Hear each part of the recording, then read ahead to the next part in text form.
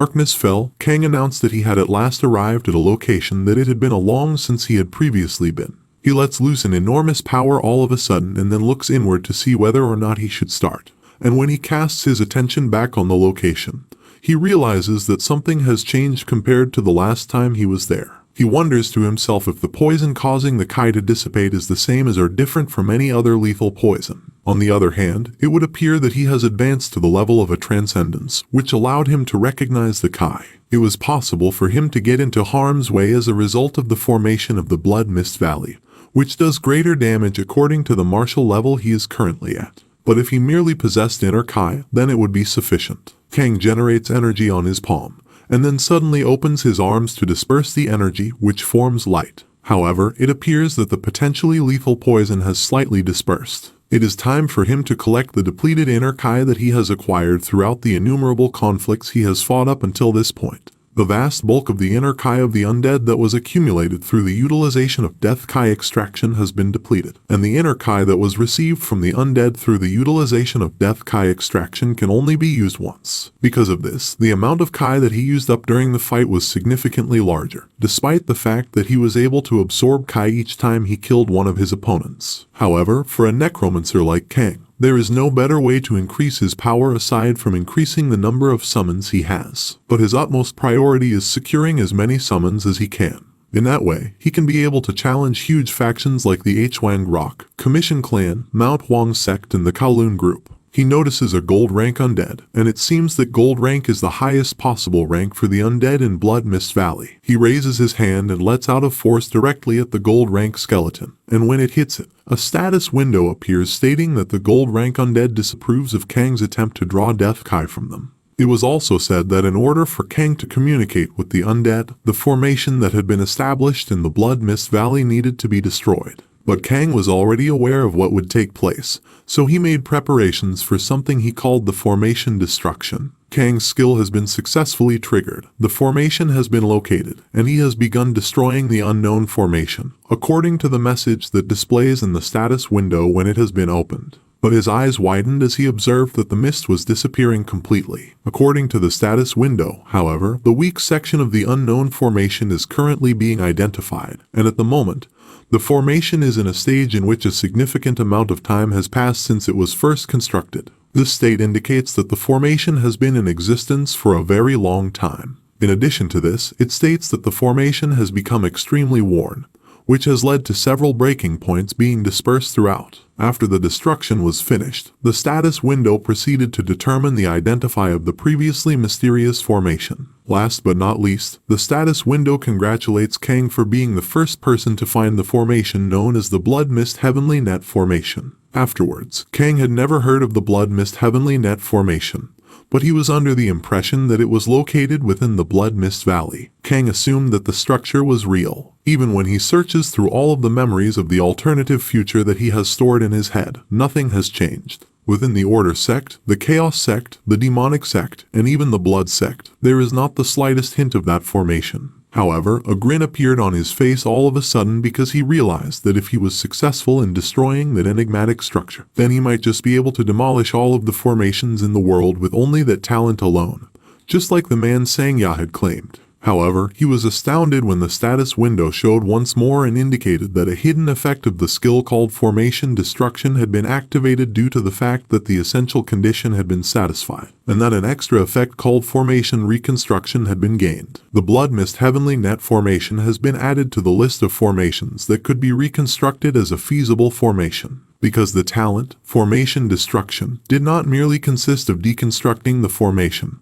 but rather actually evolved further, he found it impossible to believe what the status window had claimed. But Kang was overjoyed that he was allowed to use the formation that he had previously demolished, and that, true to his expectations, the winners continued to win. He tightened his grip on his fist, and he is going to take a look at that formation. On the other hand, 200 years ago, the Muram Union combined the 108 Arhat formation of the Shaolin Temple, the Black Heaven Taiji formation of the Wudang Sect, and the Blue Sky Boundless formation of the Namgong clan to create the Blood Mist Heavenly Net formation. This was accomplished by combining all three of these formations into one. The demon-eradicating celestial net configuration that was produced by the combination of these three formations into a single one. and by pure accident, the Nine Heavens Bloodless formation, which was considered to be the most dangerous formation possessed by the Mount Tian demonic sect, was merged into a single entity and transformed into an entirely new formation. Because the core components of the formations used by the Miram Union and the demonic sect were merged into a single entity, it was difficult to dismantle the formation unless the person doing so had a thorough understanding of the procedures used by both organizations. When the formation is activated, a mist will develop that is so thick that it will be impossible to see more than a single inch ahead of you.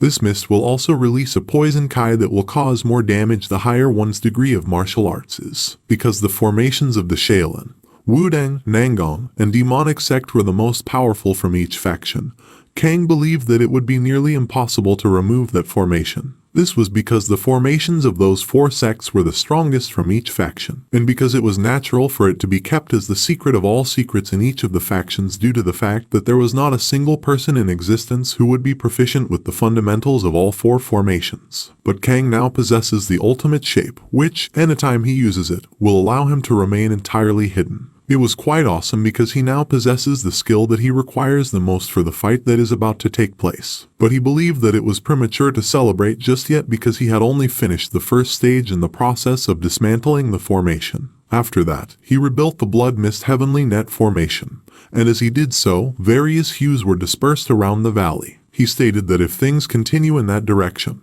the terrifying tales that are told about the Blood Mist Valley will become even more twisted because of him. Afterwards, he walked and headed to his final destination. He found himself in the middle of a place with a large pit, and he is aware of every formidable undead being. He claimed that when his necromancy was at the B rank, he was able to create the skeleton of a zenith warrior. This indicates that an A-rank necromancer is a transcendent, and that an S-rank necromancer is an ascendant. He elevates his hand, which results in a force being applied to his hand. He noticed that there is one gray sparkle on the left and 3 on the right, and he is able to sense the energies emanating from a total of 4 undead who have attained their ascension. He mulls over the question of who he should approach first. Afterwards, he makes use of his Death Kai extraction to conjure a skeleton that has advanced to the level of Ascended. But the status window tells him that the undead are extremely hostile towards him because he angered them by disturbing their repose and exhibit intense animosity towards him. However, when he peered down on the hole, he was surprised to see that the undead were gradually coming up from the hole, and this caused him to become alarmed. The status window pops up and informs Kang that the undead are taking in highest strength, and that the creature has been resurrected as a skeleton commander. In addition, the undead finally climbed from the hole and it has a massive energy within its body. Kang was perplexed, and he was unsure of what the behavior of the undead was supposed to be. The undead unleash a tremendous amount of force as it assumes its stance and points its weapon in Kang's direction. When it suddenly struck him, the latter creased his brow since he realized that the undead was moving at an unnaturally high speed. But he was able to evade the assault even when the undead were close by, and he counterattacked with a significant amount of force. He was under the impression that, in contrast to any other martial artist he had witnessed, the undead possessed an unrivaled mastery of the art of the lighter body. Even though the undead continued to strike at him, he was able to avoid each blow, and while he was preoccupied with determining which sect the undead belonged to. But Kang thought that he can't just stand there and let himself be defeated. Suddenly, Kang draws his sword and attacks the undead. However, the undead are able to evade Kang's strike because it was too fast. They continued to fight and counterattack one another, and a great light formed when both of their weapons sparked. After that, they both take a step back, and Kang notices that the inner Kai flowing through the blade is quite pure, and this indicates that the undead person was a member of the Order sect rather than the demonic sect. Observing how the undead hold its staff instead of traditional weapons like spears or swords. Furthermore, Kang had a sudden recollection of the fact that 200 years ago, the most of the specialists at the level of Ascended who fought in the fight between the Order and Demon sects were mainly members of the 10 sects, and that undead may have also been a member of the 10 sects. But Kang was astounded when the undead threatened to kill him on the assumption that he was a member of the demonic sect. The undead from his stance and told Kang that it will kill them all. On the other hand, Kang was perplexed since the undead are able to articulate its own thoughts, which was something he had never encountered in any of his previous lives. He mutters to himself, "I wonder if it is possible for an undead who had risen to the level of Ascended, But at the same time, he can't help but break into a grin because it appears that he will have to alter his strategies because initially, he intended to reduce the undead creature to dust for having the audacity to bare its claws at him. But now he plans to just stop the fight there and break the undead creature's limbs instead. Was this a good enough warm-up? He added while forming his stance. Following his encouragement of the undead to come and attack him, the undead suddenly rushed towards him and struck him with its sword. However, he was able to avoid the blow by utilizing his own sword. Kang observed that the undead were employing the power of wind and water, which means that he will not be able to inflict any damage with his Thunder Kai. Instead, he will need to make use of a different set of abilities. When he finally had the opportunity, he made a rash decision to employ his extortion skill, and after that, he used the selected target and Dryad Queen technique, followed by the deadly spine. Furthermore, after the zombie noticed vines gradually emerging from the ground, Kang fashioned them into a weapon and used them to attack the undead. After that, Kang launched an assault against the undead with his newest weapon. As a direct result of the huge strike that Kang delivered, the arm of the undead was severed along with his weapon, which caused the weapon to shatter. They did not cease their fighting, which led to a significant explosion that occurred as a result. However, Kang was ultimately victorious over the undead, and he declared that even though the undead may be an ascendancy, in the end,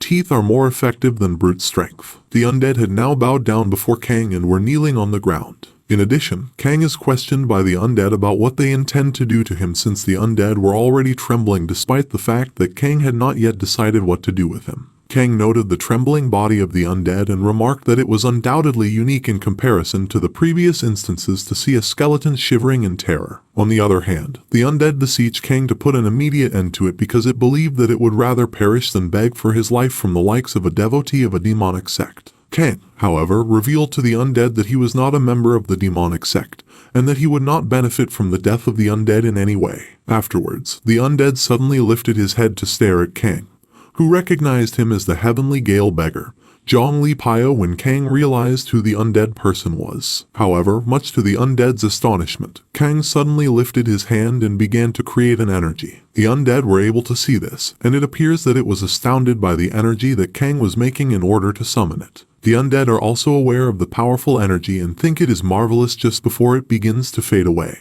On the other hand, the status window appeared and stated that the skeleton commander Heavenly Gale Beggar Zhongli Pio expressed his deepest respect for Kang for demonstrating the ultimate body technique. The Sky Ladder and Kang has fulfilled all capture conditions, and the Heavenly Gale Beggar was already added to the list of him summons. He couldn't believe that the undead was amazed by his skill and mentioned that it was marvelous before it was added to his summon list. He clenched his fist because that's a guaranteed long-life slave contract. Inside the infirmary, Jinwoo finally awakens after fighting with Chung Su. As soon as he opened his eyes, he abruptly sat in the bed and looked around the place. It would appear that he was experiencing discomfort in his shoulder, as this was the reason for his sudden holding of it. He was wondering about how long he had been lying in the bed because all he could remember was the moment when Chung Su was about to wield his sword towards him and he was on the point of death. At that precise instant, however, the leader of their clan materializes out of thin air and blocks the blade of Chung Su's sword. His train of thinking was suddenly cut off, and he was taken aback when their clan leader unexpectedly materialized out of nowhere.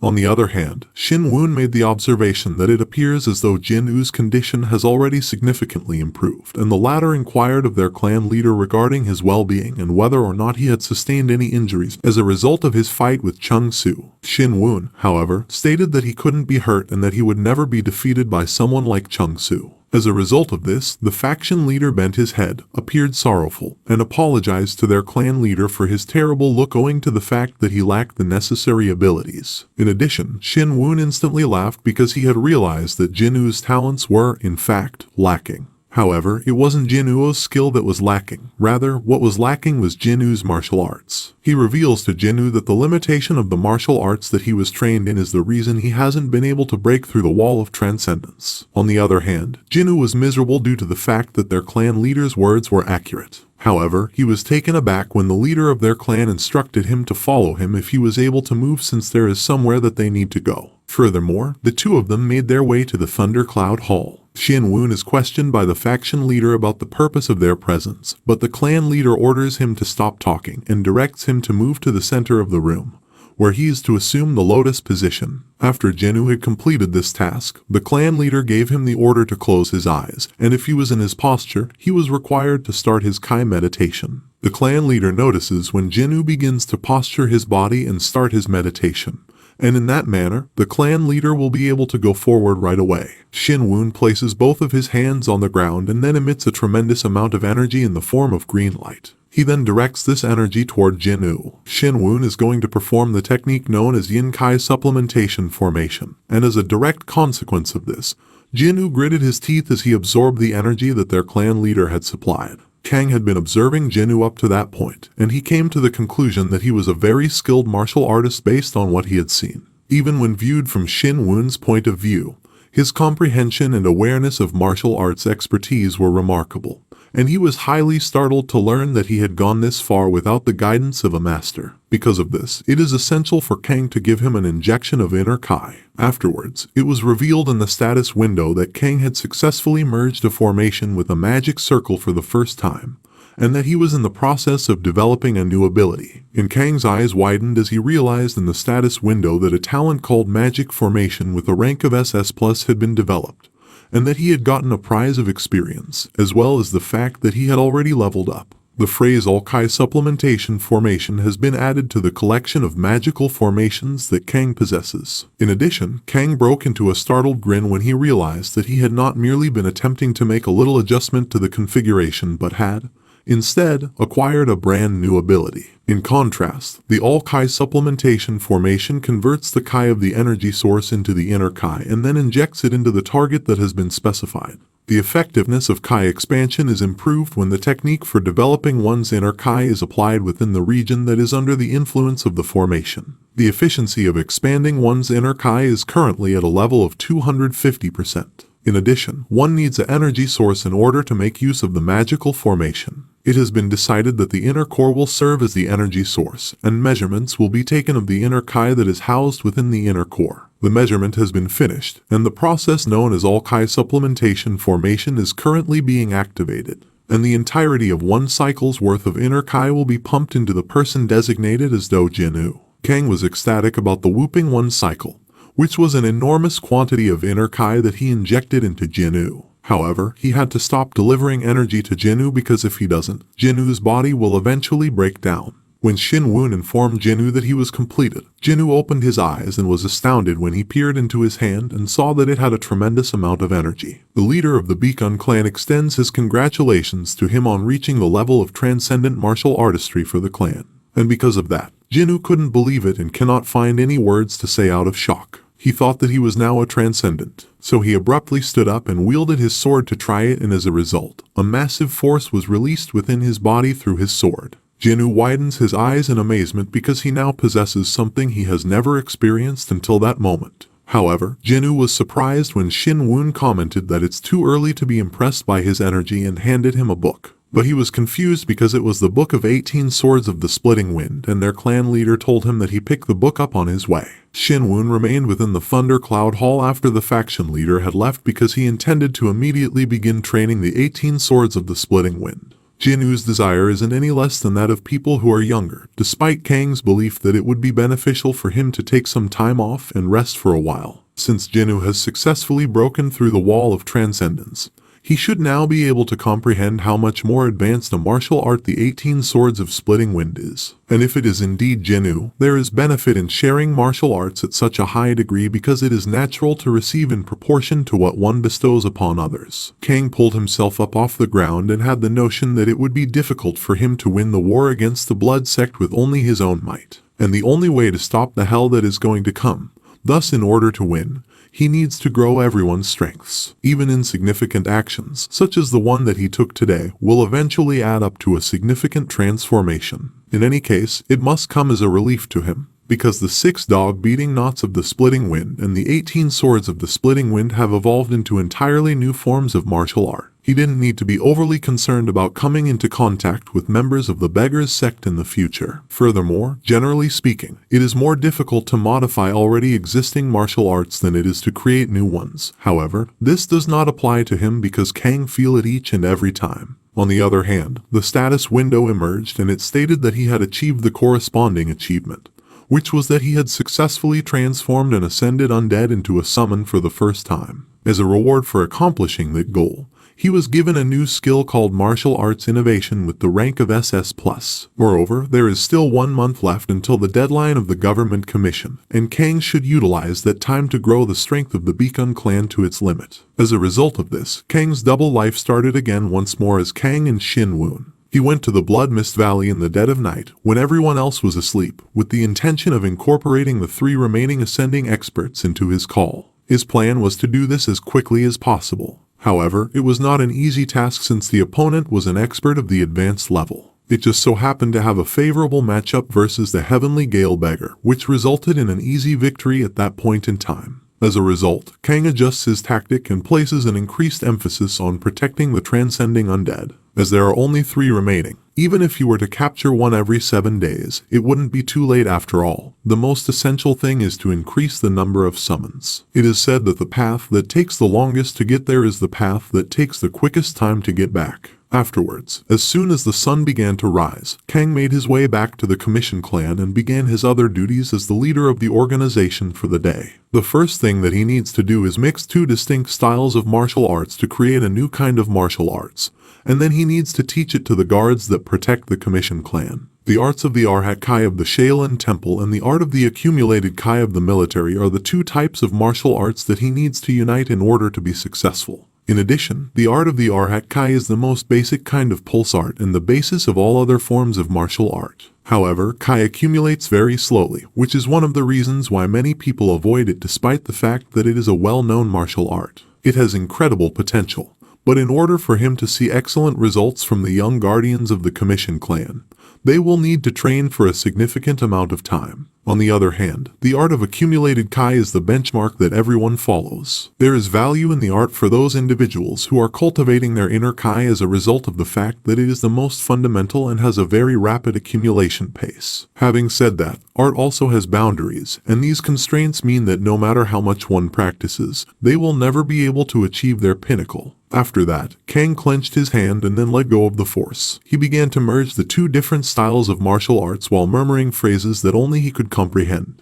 Afterwards, when their clan leader handed Gunho a book, the latter caused his jaw to drop in shock. The book in question was the Pulse Art of the Buddha's Nexus, which had been authored by their clan leader. When Xinyun asked Gunho how the book was, he responded that it exceeded his expectations, and he mentioned that he was able to comprehend it despite the absence of unnecessary material, and that it does not lack depth. He inquires of the head of their clan about the means by which he was able to develop such a flawless martial technique. On the other hand, Kang chooses to ignore Gunho's question and instead lets out a sigh of relief as he is able to comprehend what is stated in the book. He also stated that as of that day, Gunho was obligated to begin disseminating the pulse art of the Buddha's Nexus to each and every guard in the Commission clan. Understood, clan leader, uttered Gunho, but when he was about to leave, their clan leader called him once again and instructed him to get Dial to come to his dwelling.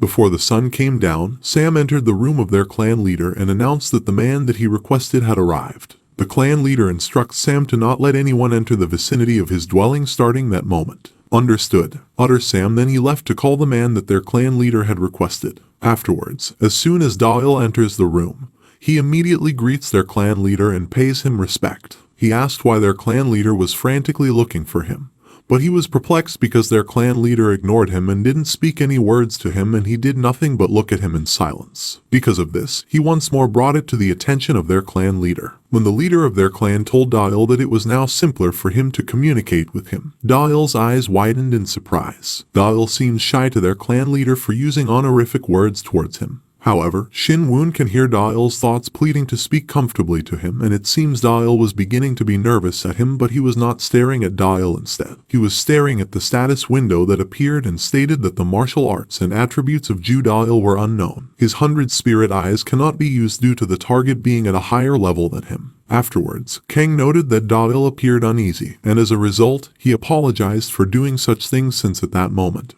he couldn't help but gaze at others. Dial appeared to be nervous. Kang said that a guy like him should not have the audacity to treat the person who is in charge of the House Society in such a careless manner. The House Society is a cult that is made up of people who have fallen to the lowest levels of society, such as petty thieves, harlots, tramps, and those who live their life on the streets. The amount of knowledge that could be gleaned from such a large number of people served as both their source of power and their means of subsistence. The number of people who belonged to the House Society was significantly higher than that of any other faction, and Ju-Dail is the one who is in charge of leading the House Society. However, when Kang said those things to Dail, the latter did not confess that he was the leader of House Society, and he did not know what their clan leader was talking about, and he claimed that he was unaware of the group's name. But when the clan leader told Dail that he was confused at first, because someone who was supposed to be in Zuchang had come to the Beacon clan for an interview, his eyes widened, and he does not know that the clan leader already knows that much other than the fact that Xin Wun called Dail on his real name as the sect leader Xin Wuyang.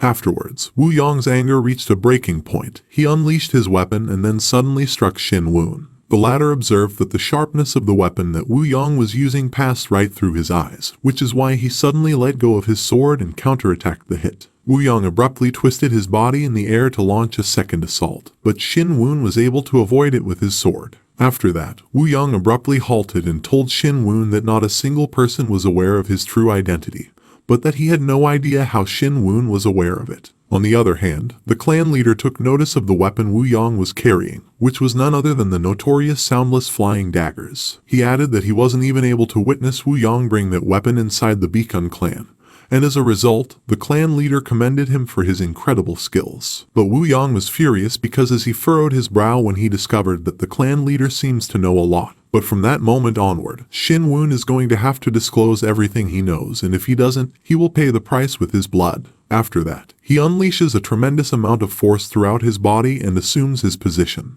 But he didn't attack right away because he thought about how much their clan leader knew, and if he knows about the location of the secret base in Zucheng, then it will become more troublesome for the whole House Society. That's why he said that if Xin Wun was planning on threatening him to exploit the House Society, he had better forget such thoughts because in the House Society, the information itself is power, authority, and life. On the other hand, when the clan leader explained to Wu Yong that the latter must have misunderstood him because he had no intention of taking advantage of the House Society's vulnerabilities in order to torment them, Wu Yong was taken aback. When the clan leader also told him that the only thing he wants is an alliance between the Beacon Commission clan and the House Society, it caused him to furrow his brow and it came as a shock to him, and he couldn't believe it when the leader of the Beacon clan stated that all he wanted was an alliance with his sect. However, he did not believe the clan leader because, in the end, it seemed as though he merely wanted the powerful information they possessed. When Xin Wun told Wu Yong that he won't deny that he was coveting their information,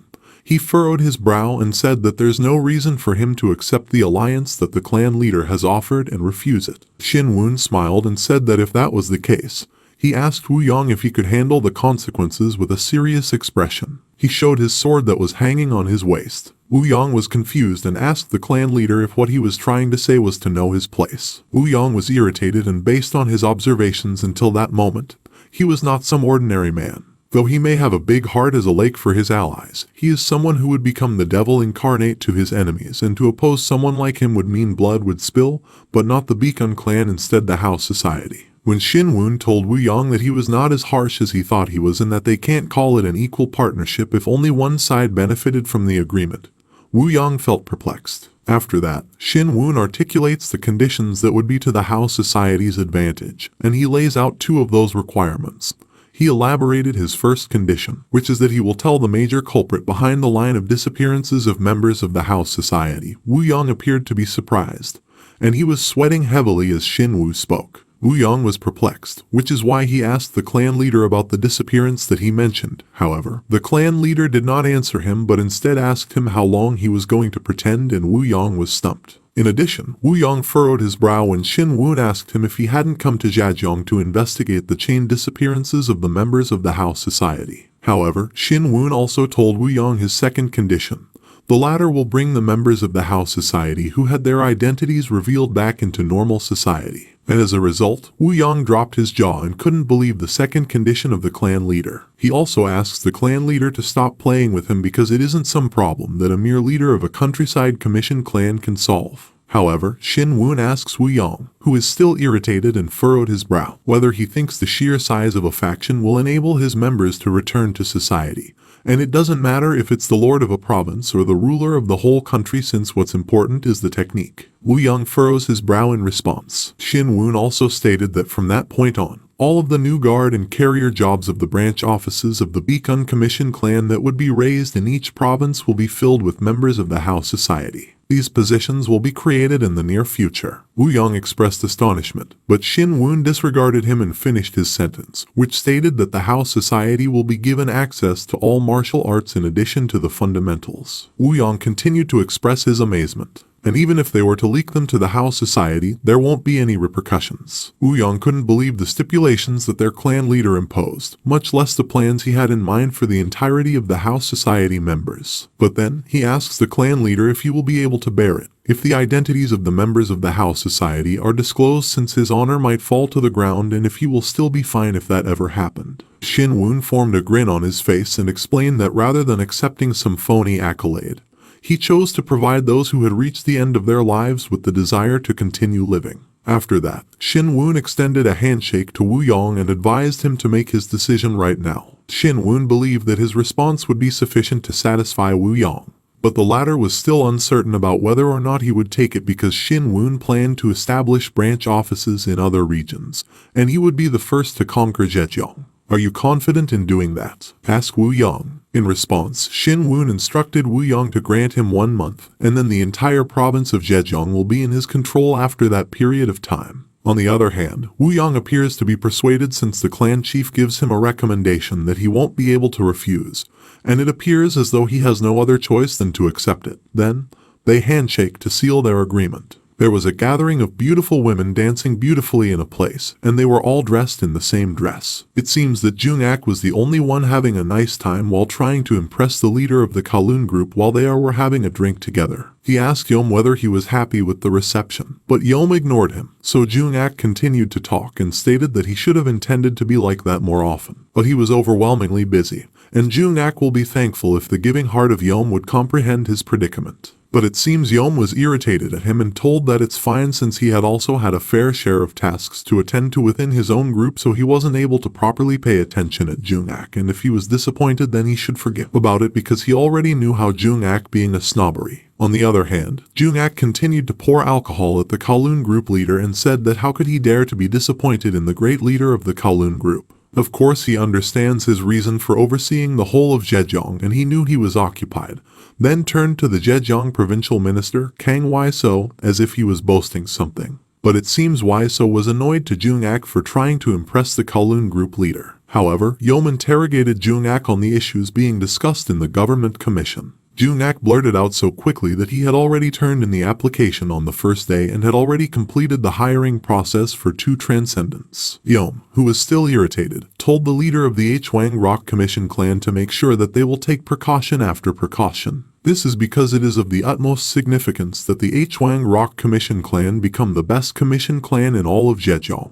Then Yom glanced at Jung-ak and believed that the latter was untrustworthy and some type of a person who looks to have a negative attitude that might be contagious to other people. And of that, since before he left everything up to the Hwang Rock clan, he had to prepare something in case there was an emergency. Furthermore, it was claimed by Jung-ak that he overheard some news while he was on his way, and that news was that the Beacon Commission clan has made an application, and it appears that Xinyun is actually doing as he wishes without knowing his place. But when the leader of the Kowloon group looked at Jung-ak and seemed to catch his attention on his news, Jung-ak continued his sentence and said that he was certain that Xinyun was lying, and that he didn't know how that stupid oaf could get a hold of 3 guan of gold and 2 transcendent experts, then suggested to the leader of the Kowloon group that they prevent the participation of the Beacon clan. But Yom informed him that they don't need to do so and that they don't need to stop him, which is why Jung-ak was startled, because Jung-ak was enraged with Xinyun for severing the arm of his kid. He wants their commission to be disqualified and he doesn't want to participate in the event.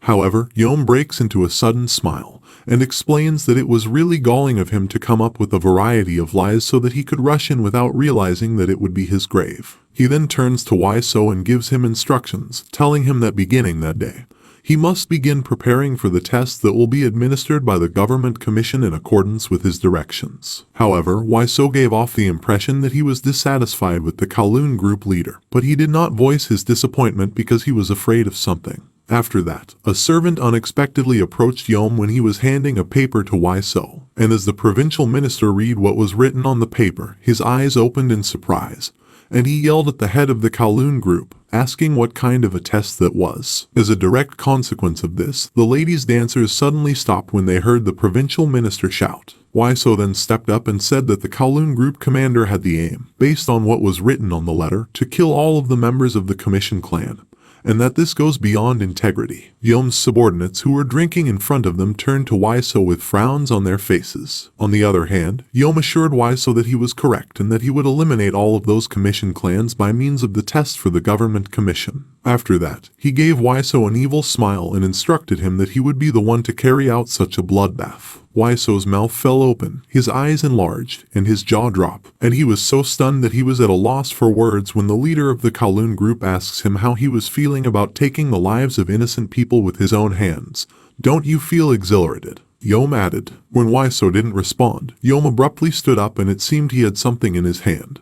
Then he asked Waiso if he was hesitating on doing his command. Because of this, Yom will make it simpler for Waiso to decide. Then he showed to the latter some green item on his palm, at which point Waiso was completely taken aback by what he saw. After that, Yom told the provincial minister to decide whether he would rather force innocent souls into the pits of death, or would he rather become a father who chose to abandon his daughter's life. At this point, Yom grew upset because it seemed that Waiso was attempting to challenge him. The latter, on the other hand, is powerless to resist Yom's order and must comply with it. Afterwards, while numerous individuals were present at that location for the Commission clan test, the flags of various clans were displayed on the ground. Among those present was Akchil, who was also accompanied by the leader of the strong dragon squad of the Kowloon group, the sanguine rain blade Hyojung Gwang. Even the followers of Master Chung Su were present, including Song Hak, who just so happened to be Akchil's brother. People were astounded when they saw them, and some said that it seemed as though the commission had become more stringent,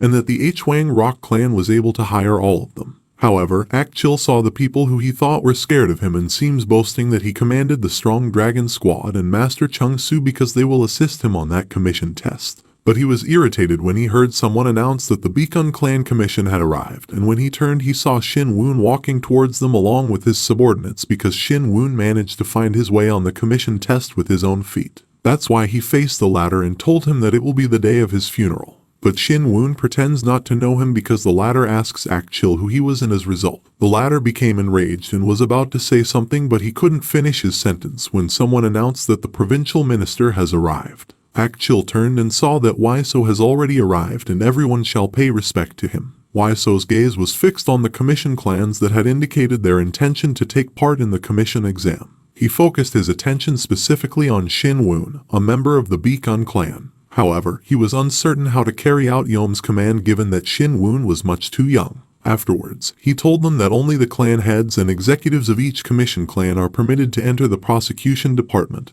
The rest of the clan members are required to wait outside. After that, he reversed course and went back to the prosecution department to wait for them there. Afterwards, every leader of the commission clan were gathered inside the prosecution department, and Waiso praised them because they have sufficiently met the conditions for the selection and have obtained the right to vie for that precious opportunity to lower the burden of His Majesty. Due to urgency, Waiso will begin the explanation of the rules and regulation of the commission test. Waiso indicated that ultimately there are only 3 commissions able to be tasked between them all. So those that took first place, second and third at the end of that day's test will each receive one of these commissions. However, Shin Woon along with Jinwoo was closely listening to the provincial minister. Furthermore, Waiso also indicated that the third place will be responsible for fulfilling the commission to transport priceless flowers and herbs discovered on Mount Yandang to the royal palace. Next, in order to raise the morale of the soldiers who are fighting the Japanese pirates in Jeju, the commission clan that places second will be given the responsibility of delivering items that have been personally bestowed upon the warriors by His Majesty from Changsing. And lastly, the commission clan who comes in first place will be assigned with the duty of guiding the souvenir of Princess Chohai, who were the siblings of His Majesty, the Emperor who had died 10 years ago, from Mount Xiangxia to the royal palace in Beijing.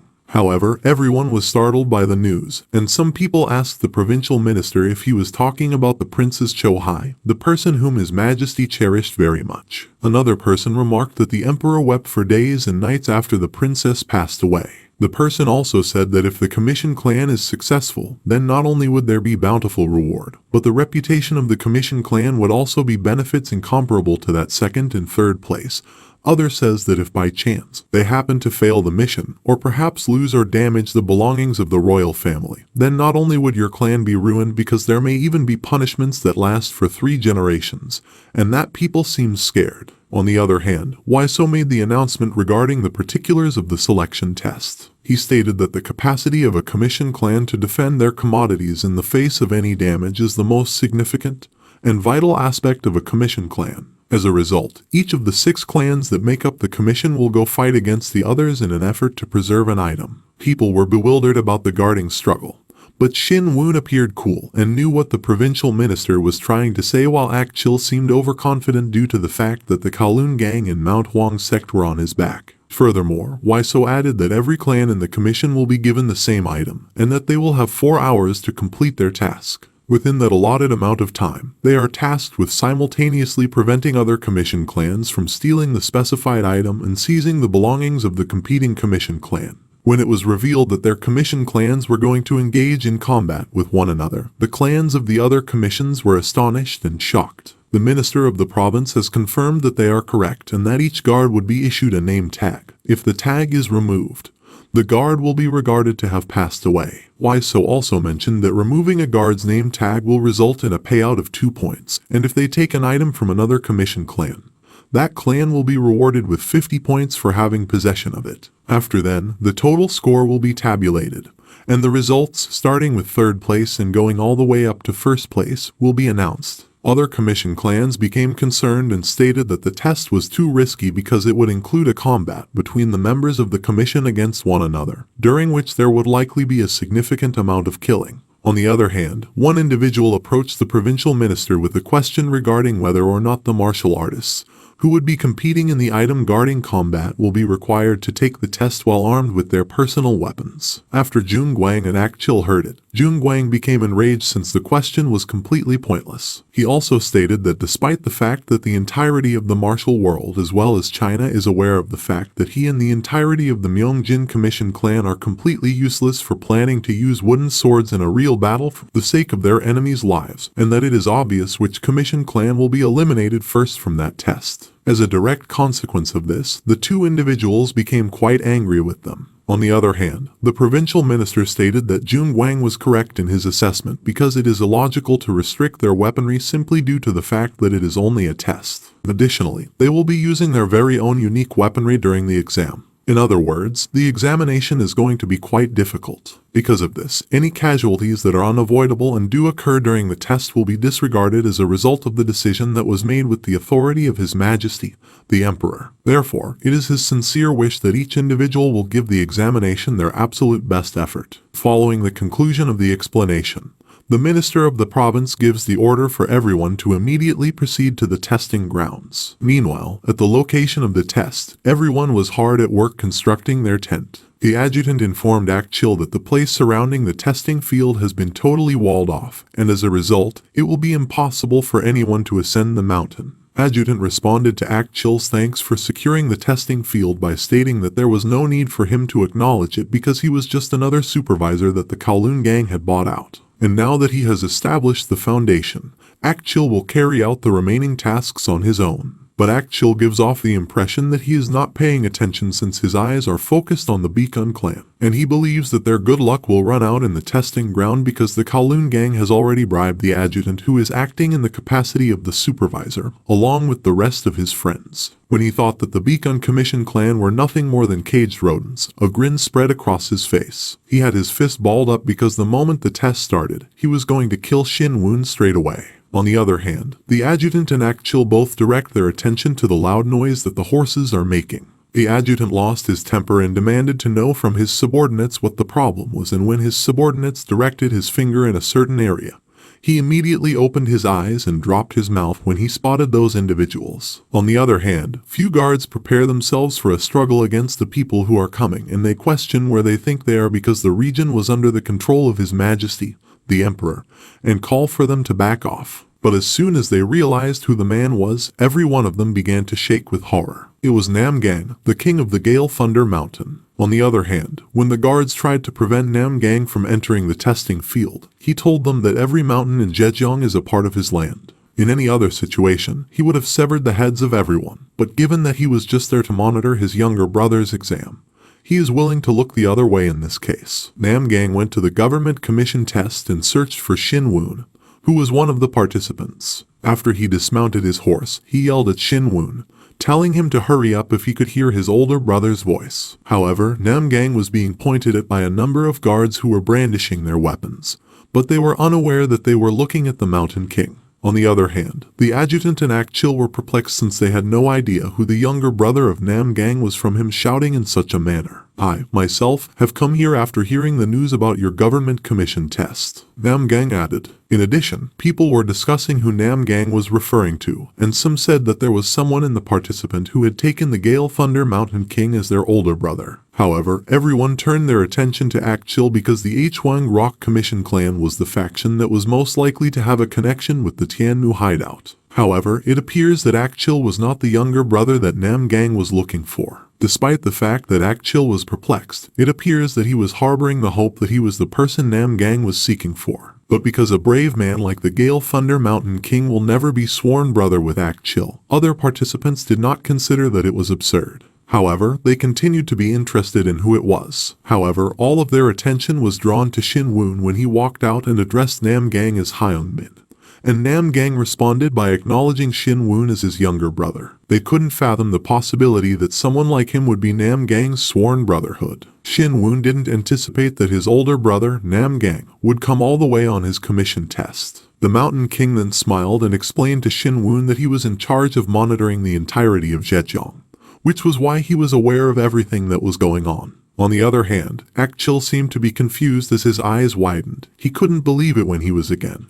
His most loathed guy, the one who slashed his arm, none other than Xinyun, was the sworn brother of the Gale Thunder Mountain King. On the other hand, Xinyun was delighted when he saw Namgang, which is why he said that since the latter was there, he might as well take a seat and watch comfortably because he would provide him with an entertaining spectacle. Good, I'll be expecting it. Ha ha ha, exclaimed Namgang. Furthermore, Xinyun and Namgang were overjoyed to see one another, and Akchil couldn't take his eyes off of them as he gazed intently at them. It was inconceivable to him that Xinyun was the younger brother of the Gale Thunder Mountain King. When he realized that everyone was putting their attention on Xinyun, he became upset and even cursed at the latter because it should have been the Hwang Rock Commission clan that was receiving all of the attention during the government commission test, and not him. This is the reason why Akchil suddenly goes to the adjutant and signals him to begin the test and put an end to Xinyun's rising popularity. As a consequence of this, the adjutant issued an order requiring everyone to return to their respective posts immediately because the guarding battle would begin immediately. Moreover, there are only two ways to move on with the test. Each commission clan will create a formation with their camp in the center,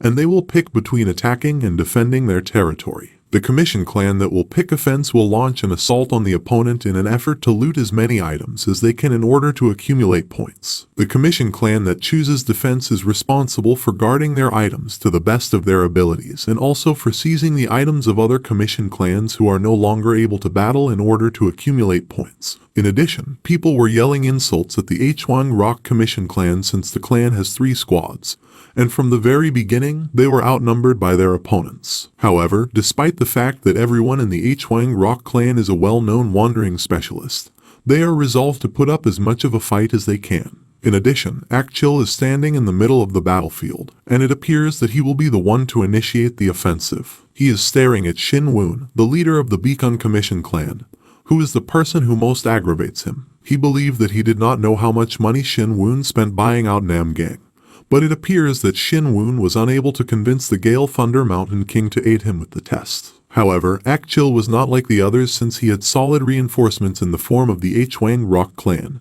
the Kowloon group, and even the Master Mount Wong sect. Because even the supervisors, including the adjutant, are currently being bribed. Not even the Gale Thunder Mountain King will be able to do anything to change the situation. What will the monarch of the Bandit Union do in the event that Akchil eliminates Xinyun under the cover of an accident? After then, a sneering smirk emerges on his face as he realizes that the moment for him to exact his vengeance has finally arrived. The test has begun. Shout of the adjutant. Afterwards, someone blows the trumpet as a sign that the government commission test has begun. Afterwards, they were all more fierce and didn't want to lose the war. Some of them were attacking, and others were getting ready to defend themselves. They wield their own weapon in both defense and offense, and whomever threatens them with proximity gets hacked to death by their sword. The adjutant observed everything that took place on the battlefield, including the blood that was splattered everywhere, the numerous fighters who were lying on the ground. Some of them were hurt while others were already dead. He believed that even if the royal family had stated that the death would be forgotten and that the war was nothing more than a test,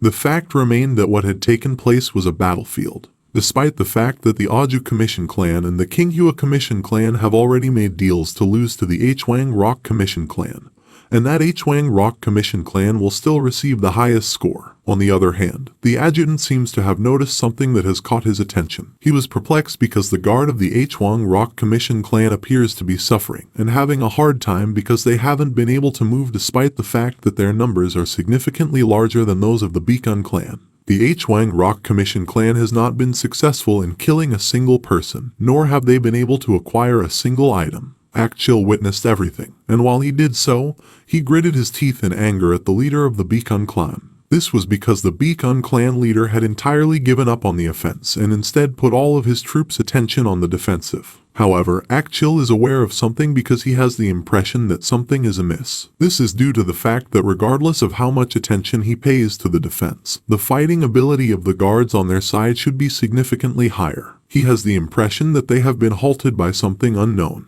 Xinyun, on the other hand, employs his skeleton warrior to assist the entirety of the Beacon clan in passing the government commission test. Afterwards, Xinyun informed his warriors that they were to take all of the items from the adversaries whose formation had been destroyed. As a result, they unexpectedly surged toward their adversaries in order to collect the items. Warriors from the Hwang Rock Commission clan were taken aback when their item was promptly taken by someone. Then another person calls out to inquire as to what is taking place, and whether or not the Hwang Rock clan is being defeated. Warriors belonging to the Kowloon group believed that the Beacon clan would stage a return because they were unable to break their formation, which is the reason they were so angry. Nevertheless, they will never allow this to occur, despite the fact that they appear to be fatigued. While warriors from Mount Huang sect are furious because the unts that they obtained from the Aju Commission clan and the Kinghua Commission clan are vanishing due to this Hwang Rock clan. Someone inquires as to what action they should take, and another responds by shouting that they should launch a full-scale assault because there is no need to focus on any of the other commission clans. An ally from the Kowloon group exclaims at everyone, and instructs Ever to head to the Beacon clan instead. Pierce through their defense by any means. He added, Mount Huang sect, Kowloon group, and Hwang Rock clan were now heading towards the Beacon clan. They were trying their best to break their defense. They kept on pushing and slashing their swords just to pierce their defense. And as a result, the Beacon clan seemed to be having a difficult time attempting to defend their formation because it was 3 commission clans against them. On the other hand, Akchil was furious. He kept on yelling at all of his warriors to keep pushing through the formation of the Beacon clan, and he also yelled at them saying that if any of his warriors lost at the Beacon clan, they would have their head chopped off because he wanted to eradicate the entire Beacon clan in an instant. As a result of this, the warriors belonging to the Kowloon group continue to launch attacks against the Beacon clan formation. However, they were all sweating and they clenched their teeth. It's getting harder for them to withstand, and they were starting to get pushed back due to the addition of the Kowloon group and the Mount Huang sect. It appears that the Beacon clan is having trouble defending their formation so that it does not break. At that rate, their formation is going to fall apart. And it occurred when one of the Kowloon group got through on the Beacon warrior and pierced its sword. As a consequence, the formation shattered, and it's an opportunity for their opponent to charge because one side of the Beacon's defense had been broken through. After that, the Kowloon group, together with the Huang sect and the Hwang Rock clan, launched an assault against the Beacon clan. Others were attempting to defend their commission, while others were attempting to assault their opponent, but, in the end, Beacon's formation became disorganized. On the other hand, warriors from the Huang sect and the Kowloon group were perplexed when they heard from someone saying it was finally their turn. To their astonishment, Ha Rin, Marluk, Hwang No, Juge, and Jinu were enraged and racing towards them. As a direct consequence of Ha Rin's hasty decision to draw her weapon and strike it in the direction of their adversary, few people were hit by her weapon. Juge, on the other hand, made a sudden jump over their opponents and struck them with his iron leaf fan. Nonetheless, few people were injured as a result of this attack. In addition, Marluck used his enormous arms to strangle their adversary, and then he abruptly smashed him into the ground. Meanwhile, H1 utilized his bow and arrow to attack their adversaries. In addition, it was Jinu's turn, and given that he was now a transcendent, he tightly gripped his sword and created a massive force. He then abruptly jumped and released that massive force towards their opponent, and he didn't stop until their opponent was running just to avoid his attack. But it was useless, because Jinu pursued everyone who was blocking his way. Someone from the opposing clan of the Beacon was yelling for their comrades to get away because it appeared that they were unable to deal with the circumstance and how powerful the Beacon clan commission was. On the other hand, as a result of seeing everything, including how powerful the Beacon clan commission was, Akchil felt infuriated, and he gritted his teeth in an effort to contain his displeasure. He had no idea what was going on since he believed that they had already triumphed over the Beacon clan because they had already broken their formation. However, at that precise moment, the H1 Rock Commission, the Kowloon Gang, and even the Mount Huang sect were all miserably being defeated by just 5 individuals. In addition to that, they were unable to approach Shin-Woon in any way. However, Shin-Woon needs to get ready and begin his task, so he snaps his finger to activate his Shadow Stealth ability because it appears that his greatest subordinates have already prevailed over their opponents. According to the information provided by the status box, the Shadow Stealth ability has a grade of S+ and a proficiency of 61%. Even though Shin-Woon was in their line of sight while he was using it, he was unable to be seen by anyone. It lessens one's presence as much as it possibly can, turning the person casting the spell into a shadow. During the time that the skill was active, he was unable to be seen by the eyes of the others, and his movement speed was substantially increased. However, the stealth state was deactivated whenever he was assaulted by the opponent or when he attacked them. Furthermore, Shin-Woon suddenly sprinted towards their enemy after he activated his skill, and their adversaries were stunned when he took every name tag and item they had. Shin-Woon's sudden movement surprised their opponents, and their adversaries were shocked when he seized every name tag and item they had. They even cursed because he was too quick and they couldn't see where he was coming from. The items are being seized instantly, someone shouted. Shin-Woon appeared to take pleasure in stealing items from their rival. However, his attention was drawn to something else, which turned out to be an attack coming from someone else. Fortunately, he was able to sidestep it. Shin-Woon was startled and looked around suddenly to see who it was. In addition, the man's attire revealed that he was a member of the Mount Huang sect,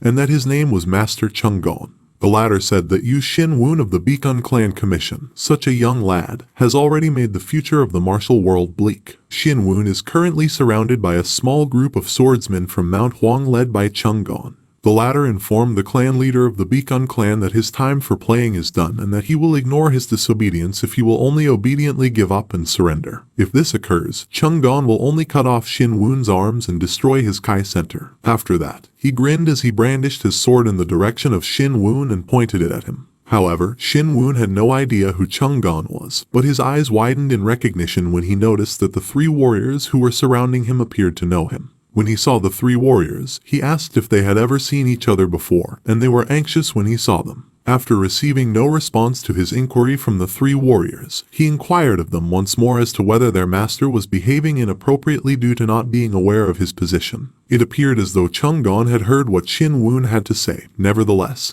he did not respond and instead furrowed his brow. Because of this, the leader of the Beacon clan made fun of the warrior once more by suggesting that it was assumed that his master couldn't say anything because he was embarrassed. Chunggon was unable to bear it any longer, which is why he inquired of the leader of the Beacon clan as to what he was babbling about while he continued to point his swords towards him. Shin-Woon appears to be making light of the situation with Chunggon because he shrugs his shoulders and appears to be laughing. He also explained that the reason for his behavior is because his disciple brother was beaten senseless. However, he is unable to finish what he was saying because Chunggon suddenly yells at him to be quiet. He became enraged and furrowed his brow because Shin-Woon had the audacity to make fun of the most important sect in Anhui while he was just a merely nameless whelp in Zhejiang. Shin-Woon continued to make fun of the master of the Mount Huang sect. He even put his finger on his nose in order to demonstrate that he didn't care who the master was and for claiming that they are the most powerful. Chunggon's teeth clenched in anger when Shin-Woon stated that the Nangong clan, and not the Mount Huang sect,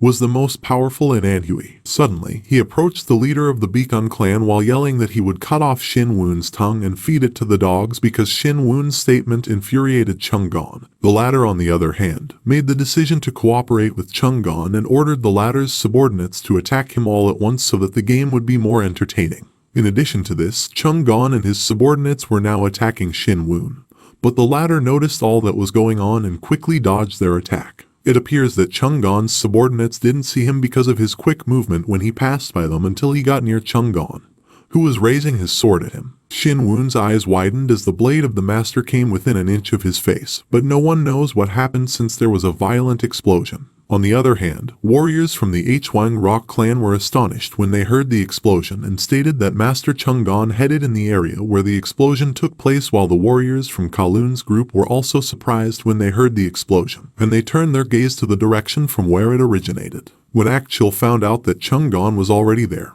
he smiled a nefarious smile because he believed that because the master was already there, he now had someone who could assassinate Xinyun. However, things didn't work out as planned since Master Chang'an was now laying on the ground, quivering with rage and clenching his teeth. He was perplexed since his assault had unquestionably hit Xinyun, but it appeared as though Xinyun was unharmed because he was still standing and engaging in battle with his men. On the other hand, Xinyun manages to defeat those subordinates, though they are fewer than him, while his body is still releasing force. However, Chang'an tightly grasped his sword to help him to stand up while thinking who Xinyun really was to defeat the greatest sect in Anhui in a single strike. Although struggling, Chang'an managed to stand up, then release a force. The latter called Xinyun a demonic one and said that he won't know what kind of trickery he uses, but that won't happen again. On the other hand, when Xinyun examined his blade, he saw that the 12 swords of Thundercloud had progressed even farther and held an incredible destructive power. It was well worth the one-on-one practice that he had been putting in over the past month. In addition, Chang'an began to attack Xinyun, as the latter was debating whether or not he should attempt to utilize his 12 swords of Thundercloud in a genuine fight. After they had finished hitting one another, Chang'an unleashed all of his might and swung his sword at Xinyun,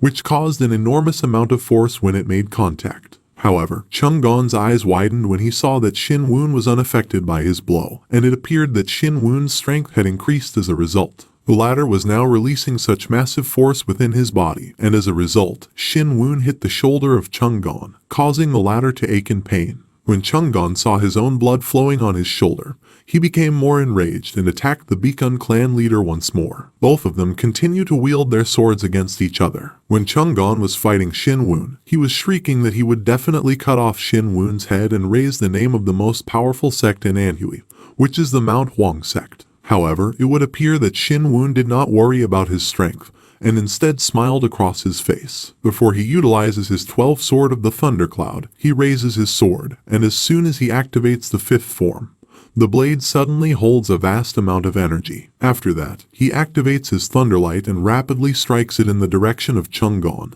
and as a result, the latter was hit by Xinyun's Thunderlight and took his life. Furthermore, Namgang, who was calmly sitting, suddenly smiled when saw how powerful his younger brother was. He commented that with just one incredible attack, not only did he defeat the enemy before him, but he decimated the Hwang Rock clan as well, as he expected with his younger brother. In addition, numerous people were on the ground lifeless. Xinyun looked into his hand because with just half the strength that he released, he created a hell before his very eyes. He thought that if the middle 4 form were that powerful, he wondered how powerful the final 4 form was. A significant number of warriors from the Mount Huang sect, the Kowloon group, and the Hwang Rock were found lying on the ground. Some of them were still alive and yelling for help, but the majority of them had already passed away. On the other side, Namgang was still calmly sitting in the chair, impressed, and accompanied by other bandits standing behind him. He recalled the first time they battled on Mount Tianmu and how evenly matched their talents were. However, he was surprised to learn that Xinyun was able to improve his martial arts to the same level as he was so rapidly. It is imperative that he maintain vigilance because, despite the fact that he is pleased with Xinyun's development,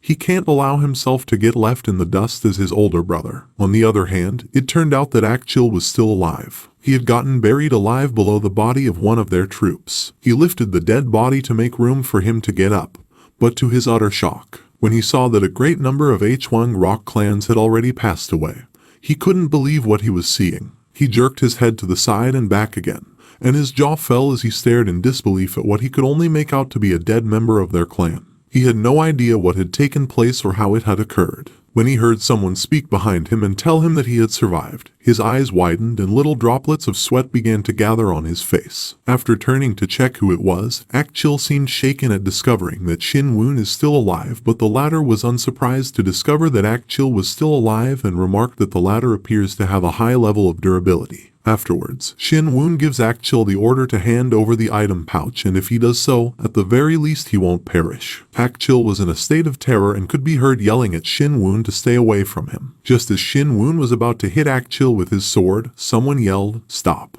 When he turned around to see who it was, he saw that Jung Wang from the Kowloon group was walking near them with his subordinates. In addition, it seems Akchil saw an ally because his terrified face vanished and changed into a broad smile when he saw the strong dragon squad. He thought that he was already saved after they arrived, that's why he abruptly stood up and hid himself on Jung Wang's body. Afterward, he laughs at Xinyun, telling the battle was not over yet. He even teased Xinyun for thinking that the latter was safe just because he was under the protection of Namgang and the Bandit Union. But he has the Kowloon group behind him and they will obliterate the rest of the Beacon clan. But Xinyun just let out a sigh and didn't pay attention to Akchil. On the other hand, Jung Wang displays annoyance toward Akchil, and it is possible that he considered Akchil to be a worthless vermin. If it weren't for their order, he would have gotten rid of Akchil as soon as possible. However, he is unable to merely sit there and observe Xinyun doing his thing. For the sake of the objective of their sect, it is imperative that they not have the commission for first place taken away from them. But he believed that in order to face both Namgang and Xinyun,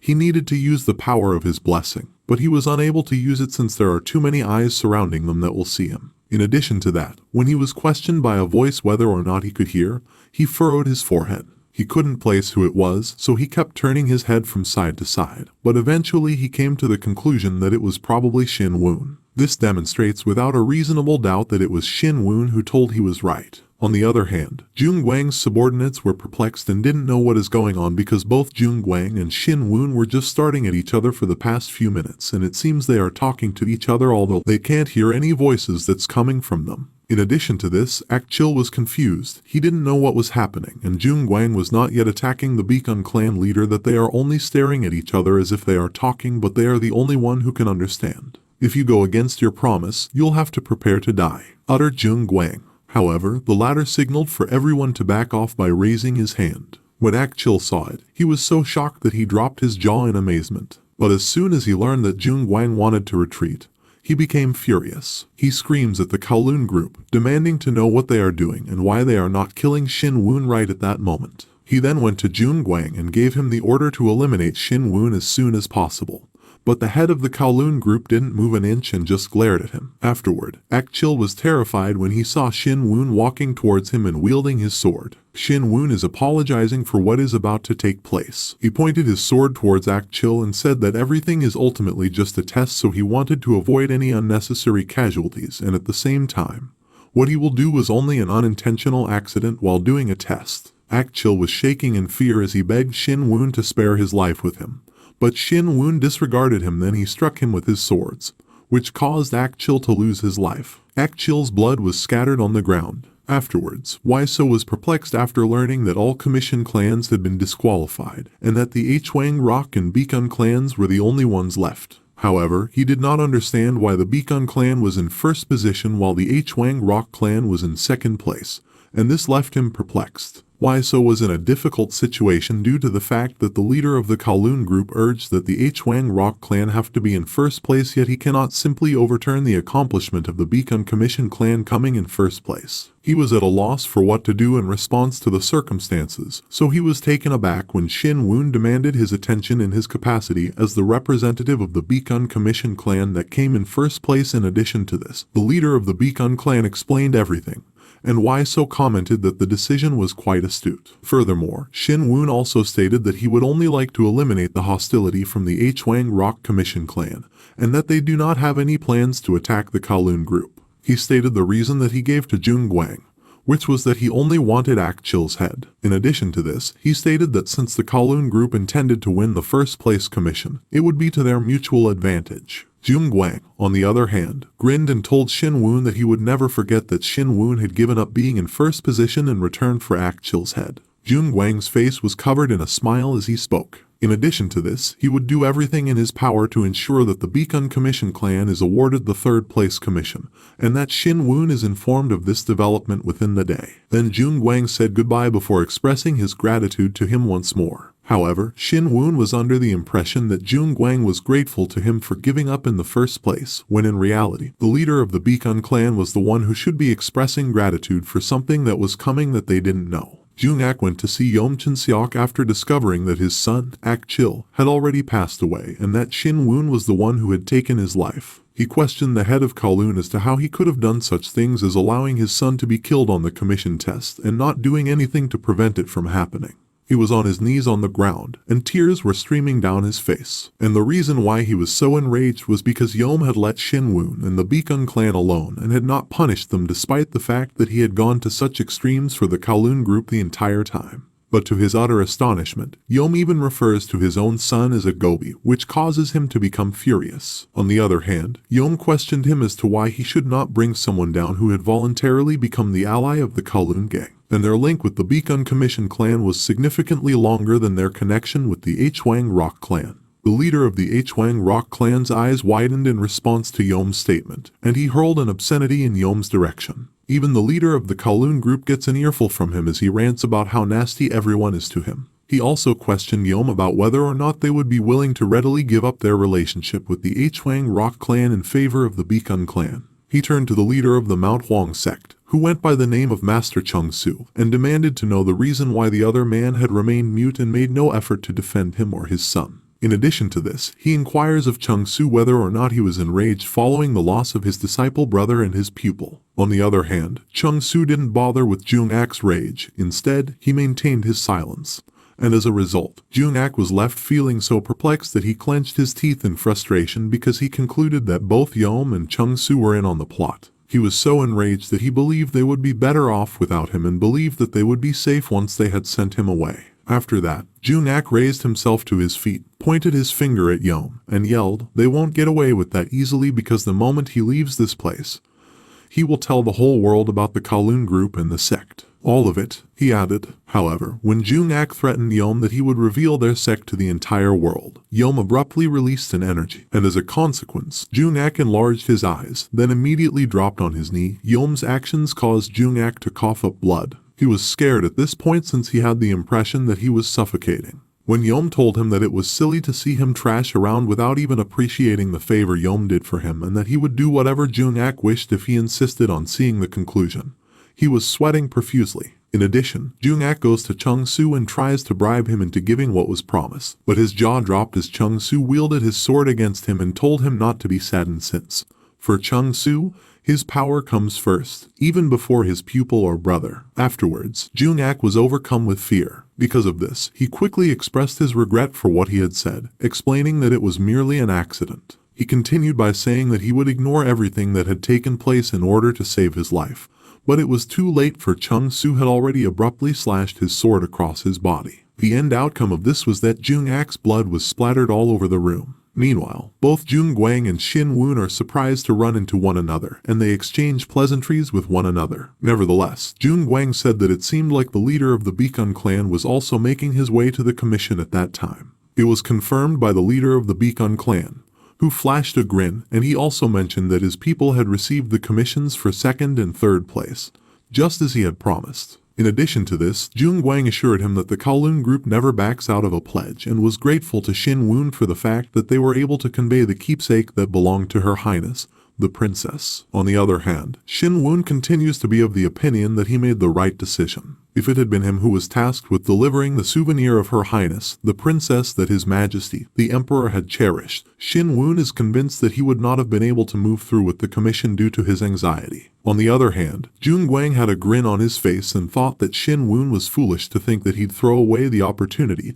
that was offered to him out of fear, and it was something that made him chuckle. However, Shin-woon remembered something, and because he had hidden it under his garments, he was able to take it. When he handed Jung Guang a piece of paper that had something written on it, Jung Guang was taken aback. Shin-woon had prepared a tiny gift for the Strong Dragon Squad, But they weren't going to need it because they were going on a lengthy trek to Mount Xiangxia. Xinyun was expecting that Jun Guang would be able to satisfy the thirst of his members with the gift. The latter is perplexed, but he cheerfully accepts the gift and then goes off on his horse. However, before he departs, he turns to the leader of the Beacon clan and tells him that he had been praying for their safe return. Likewise, please take care, utter Xinyun. The latter forms a grin on his face while watching Jun Guang along with his strong dragon squad leave. On the other hand, Chu Langcheng, the vice group leader of the Kowloon group and the leader of the guard dragon squad, said that Xinyun was an arrogant fool since they were assuming that spineless coward was the perpetrator behind the prison's attacks. But it was utterly nonsensical since he saw Xinyun. However, Jun Guang advised him to leave Xinyun alone since, despite the fact that he is destined to be eaten by them someday, it is not harmful to play with him until that time comes. In the meantime, the strong dragon squad is continuing their journey toward the imperial palace in order to deliver the memento. Rain continued to fall on them while they were trapped in the abyss during the journey. The leader of the strong dragon squad was informed by one of the members of the strong dragon squad that it is impossible to progress any farther because of the poor weather and that it is unsafe for them to advance in their current state. When they saw what it was, 3 of the individuals in the group gasped, and they immediately drew the attention of their commander to the situation, asking for instructions regarding whether or not they should proceed. They summoned their leader once more when he didn't react the first time since, at that moment, they were all terrified because a significant amount of rock was falling from their side and was about to hit their leader. When Jun Guang turned around to see what it was, he was startled, his jaws were clenched, and beads of sweat began to form on his face. He had no idea what was happening. They are being bombarded with large rocks, and they are unable to flee the area until Jun Guang is struck by one of the rocks. After that, it continued to rain heavily, but the landslide had already come to an end. Kang was positioned in an area that overlooked the scene of the landslide, and it appears that the whole strong dragon squad has been obliterated. He expressed his appreciation for the fact that he did not have to exert any effort to fight Jun Guang, despite the fact that the latter may be a transcendent expert but is helpless in the face of a natural calamity. Kang dashes into the area to inspect. He told himself that in an alternate timeline, Jin Sang was the one in charge of that commission, with the Kowloon group serving as his support system. The Beacon clan suffered incalculable losses as a result of the landslide, nearly reaching the point where it would have been impossible to recover without the ongoing help of the Kowloon group. In addition, he was able to confirm that Jun Guang had been buried alive as a result of the landslide after seeing the body of the latter. And just as Kang had anticipated, even seemingly insignificant things can be altered by his actions. In addition, Kang was able to obliterate the Kowloon group's attack force undertaking the commission without lifting a finger, and he will also be able to remove any suspicious towards him and plan to absorb all of the incredible mana from the corpses of Kowloon groups who just died on the landslide. And it was hitting 2 birds with 1 stone, so he decided to hand over the first place commission to Jun Guang even though the Beacon clan were the first place. On the other hand, the status window materialized and revealed that he had begun absorbing the energy of the deceased, as well as the fact that he had absorbed a significant quantity of tainted mana. Because of the level adjustment made to Kang's skill, Death Kai Extraction, he was able to absorb a significant quantity of Yin mana. Additionally, the rank of Kang's skill, Yin Mana Heart, was raised to the SS rank. Furthermore, according to the information displayed in the status window, the mana that has been stored in the Yin Mana Heart has reached the 5th circle, and he has unleashed a new ability dubbed Lick Mastery and Bone Storm. Additionally, Kang was able to absorb the inner Kai of the Ghastly Shadow Pulse technique for an amount equal to 365 days worth of time. In addition to that, he soaked up the inner Kai of the Spirit Shadow Kai art for a whole 365 days. Because he can't just ignore those amounts of inner Kai, he clenched his fist while he absorbed everything. And as a result, everything that was excess is now finished. Afterwards, Kang noticed something shining from a distance, and when he approached it to find out what it was, he couldn't help but break into a grin since he had located the souvenir that he had almost forgotten about. The fact that the souvenir was shining despite the fact that it was hidden in a dark spot allowed it to be discovered. He believed that in his former existence, Jin Sang had miraculously survived and taken the commission item with him, which allowed him to appease the wrath of the imperial family. But not now because he found the memento. He was wondering about what the Kowloon group would do to appease the wrath of the imperial family after they discovered they had misplaced the memento, and what would happen if he didn't bring it back. But not now because he found the memento, rather, he was curious about what would happen if he didn't bring it back. On the other hand, Yom was sweating inside the Kowloon group as a result of the shock he felt after hearing the news that the members of the caravan led by Jun Guang had all been killed in the landslide. However, he quickly gathers himself together and asks for the commission item, but he loses his temper when his subordinate informs him that they had previously dispatched a search party to look for the commission item, but that they had no idea where it was located. He screams at his subordinate, telling them to locate the commission item as quickly as possible. In addition, when the subordinates told him that the emperor in a fit of rage had ordered the leader of the embroidered uniform guards, Azure Dragon Sword Yu Yaliang, along with 2,000 bodyguards to be immediately dispatched to Zhejiang, his jaw dropped and it seemed like he was trembling in fear. His eyes widened because it seems there are more problems aside from losing the commission item. He bowed his head and thought that it appears the imperial family will personally deploy their forces simply to punish them, and if that turns out to be the case, the non-aggression treaty that the government has with the Murim won't be able to go into effect. Once a faction has been labeled an enemy of the imperial family, there is no way for them to escape unhurt. Meanwhile, Yu Yaliang, the leader of the embroidered uniform guard, was in charge of directing a large number of guards as they rode their horses in the direction where the minister of the provincial government resided.